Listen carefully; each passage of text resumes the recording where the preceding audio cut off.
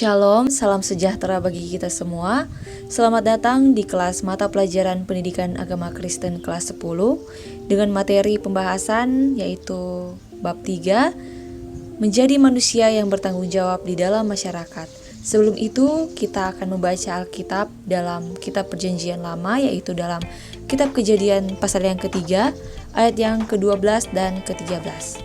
Manusia itu menjawab, "Perempuan yang kau tempatkan di sisiku, dialah yang memberi dari buah pohon itu kepadaku, maka ku makan." Kemudian berfirmanlah Tuhan Allah kepada perempuan itu, "Apakah yang telah kau perbuat ini?" Jawab perempuan itu, "Ular itu yang memperdayakan aku, maka ku makan." Nah, dari kisah ini, terdapat seseorang yang menolak untuk bertanggung jawab atas apa yang dia lakukan, dan sebaliknya, malah saling menyalahkan pihak lain dan melemparkan tanggung jawab dari dirinya sendiri kepada yang lain, seperti yang terjadi pada Adam dan Hawa ini. Di mana saat Allah bertanya, mengapa Adam memakan buah dari pohon itu, Adam malah menyalahkan Hawa yang telah memberikan buah pohon itu, dan Hawa pun menyalahkan ular itu yang telah memberikan dan telah memperdayakan Hawa untuk memakan buah itu sehingga ia memakannya. Nah, dalam hal ini, seringkali juga dalam kehidupan kita sering menyalahkan orang lain atas kesalahan yang kita perbuat. Sehingga apa akibat yang kita dapatkan? Yaitu rusaknya hubungan kita dengan Tuhan sebagai pencipta dan juga rusaknya hubungan kita dengan sesama kita. Dalam hal ini, kita perlu belajar tentang tanggung jawab agar kita bisa menjadi anak-anak Tuhan yang bertanggung jawab atas apa yang Tuhan kehendaki dalam kehidupan kita. Materi bab ketiga ini, hal pertama yang kita pelajari yaitu arti dari tanggung jawab. Tanggung jawab artinya kemampuan untuk menjawab kepada orang lain atas akibat-akibat yang ditimbulkan oleh tindakan kita. Salah satu contoh bentuk dari tanggung jawab yang bisa saya ungkapkan yaitu yang pertama, ada seorang siswa yang tidak memakai dasi pada saat mengikuti upacara bendera, sehingga dari pihak sekolah memberikan sanksi berupa menghormati bendera selama 1 jam. Apabila anak tersebut bertanggung jawab, maka ia akan menghormati bendera tersebut selama 1 jam. Contoh kedua yang saya ambil yaitu contoh tentang Presiden Amerika Serikat yang bernama Theodore Roosevelt yang mengucapkan sebuah ungkapan yakni "The buck stops here", yang artinya sayalah yang bertanggung jawab, jangan melempar-lempar terus masalah ini ke orang lain. Jadi, dalam hal ini, Theodore Roosevelt merupakan seorang pemimpin yang sangat bertanggung jawab. Ia bertanggung jawab atas kesalahan yang dilakukan oleh bawahannya. Selanjutnya, kita akan membahas materi tentang tanggung jawab dan kedewasaan.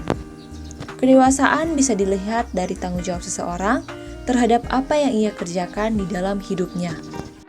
Pada masa kanak-kanak, tiap orang bertanggung jawab untuk belajar. Mengapa?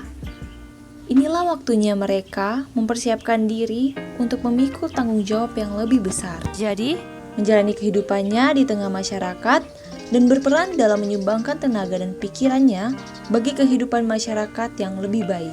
Selanjutnya kita masuk pada materi yang ketiga yaitu tanggung jawab dalam membangun masyarakat.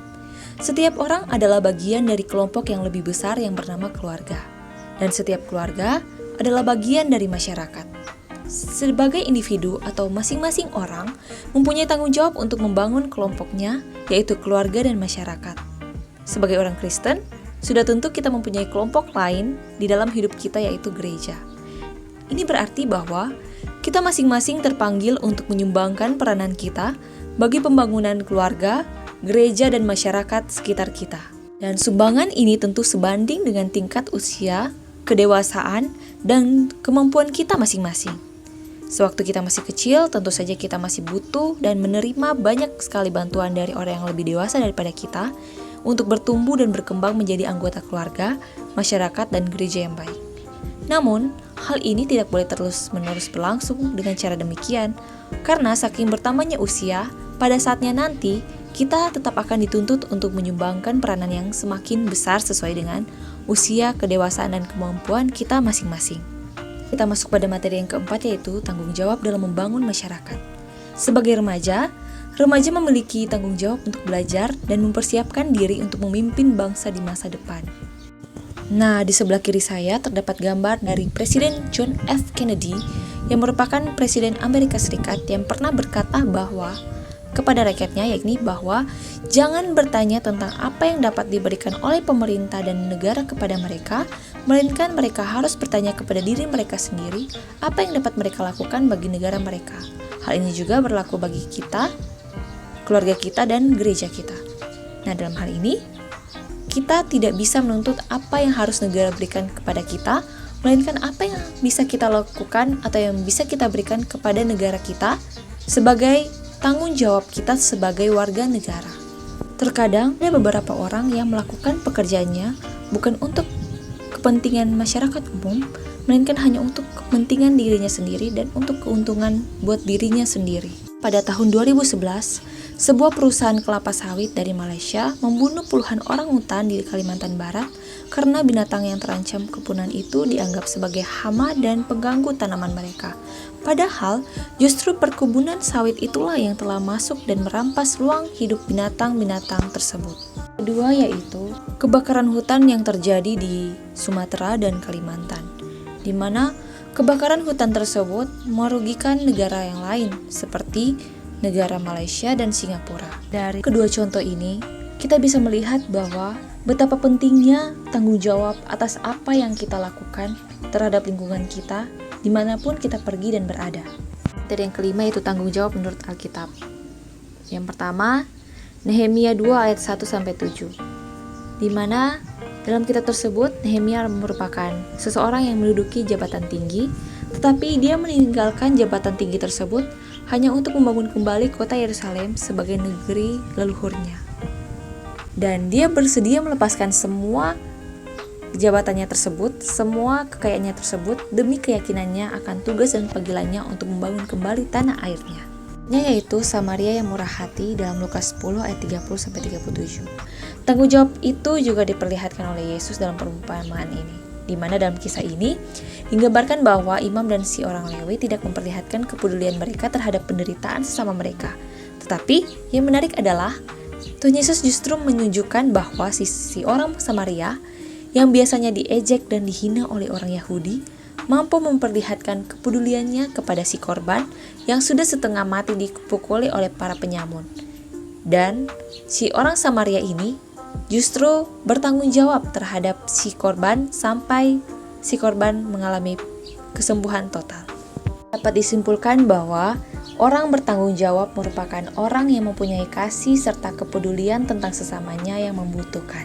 Jika kita membaca dalam kitab Matius 25 ayat 31-46, kita dapat mengetahui bahwa bertanggung jawab merupakan sesuatu yang dituntut dari setiap orang, bukan hanya orang Kristen. Malah dari ucapan Yesus dalam kitab ini, tampak bahwa sekedar percaya kepada Tuhan itu tidak cukup apabila kita tidak melakukan semua tindakan kepedulian terhadap orang lain. Jadi, kita wajib mengasihi, melayani, menolong orang-orang yang menderita, apapun juga suku, agama, kelas sosial, statusnya di masyarakat, dan lain-lain. Sebab, Kristus juga hadir di dalam mereka. Jadilah pribadi yang bertanggung jawab, baik kepada Tuhan, diri sendiri, maupun terhadap orang lain. Milikilah kasih serta kepedulian terhadap sesama.